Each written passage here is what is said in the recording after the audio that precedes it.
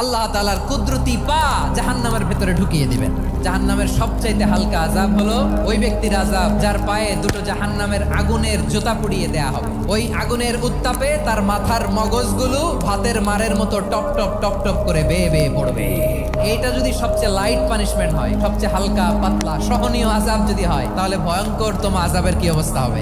জাহান্নামের অবস্থা এত ভয়ঙ্কর হবে, জাহান্নামের ভেতরে লক্ষ লক্ষ কোটি কোটি কাফির মুশরিককে দেওয়ার পরেও জাহান্নাম বলবে হাল মিম মাজিদ, আরো আছে নাকি, আরো দাও, আমার ক্ষুধা নিবারণ হয় নাই।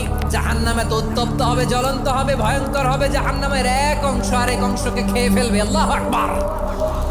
জাহান্নামের রক্ষী ফেরেশতারা কি করবে তারা নিজেরাও বুঝতে পারবে না। কোনো কিছুতেই যখন জাহান্নামকে শান্ত করা যায় না, আল্লাহ তাআলা তার কুদরতি পা জাহান্নামে ঢুকিয়ে দিবেন। দেওয়ার সাথে সাথে জাহান্নাম থেকে আওয়াজ আসবে, হাত বিইজ্জাতিকা ওয়া বিকারামিকা, আল্লাহ আপনার ইজ্জতের কসম, যথেষ্ট হয়েছে, আর লাগবে না। সুবহানাল্লাহ বলেন।